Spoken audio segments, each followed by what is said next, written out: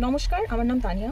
এখন বাজছে রাত ১টা। এ সময় আমার ভিডিওটা বানানোর একটাই কারণ সারা ইন্টারনেট জুড়ে আর সারা খবরের চ্যানেল জুড়ে যে খবরটা চলছে, অবশ্যই সেই খবর শোনার পর আমরা আর ঘুমাতে পারছি না। আমাদের কোনোভাবেই এই দেশে তথা আমাদের ওয়েস্ট বেঙ্গলেও আমাদের নিজেদেরকে সেফ মনে হয় না। আচ্ছা, এত সব কিছু বলার আগে আমি আপনাদের একটা ক্লিপ দেখাতে চাই। প্লিজ এই ক্লিপটা একটু মন দিয়ে শুনবেন, একটু দেখে নিন ভালো করে। ঘন্টা খানেক পর থেকে খোঁজাখুঁজি করছে, আধ ঘন্টা পরে যাই হোক খোঁজাখুঁজি করছে, পায়নি।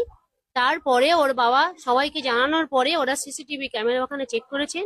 চেক করার পরে দেখতে পাচ্ছেন যে ওনাকে তুলে নিয়ে চলে গেছে, গাড়ি করে তুলে নিয়ে গেছে।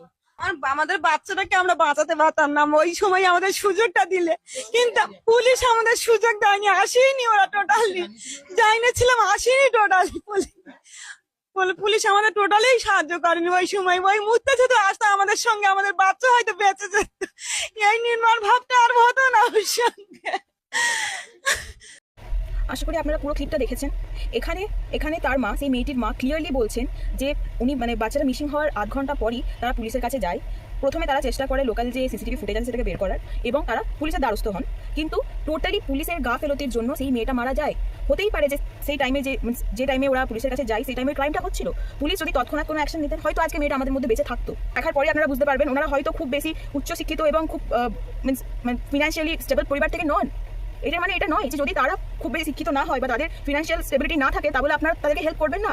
টু আওয়ার মাননীয় মুখ্যমন্ত্রী স্যার, আপনাকে আমরা পদে এনেছিলাম, ভেবেছিলাম আপনি কিছু চেঞ্জ করবেন ওয়েস্ট বেঙ্গলের।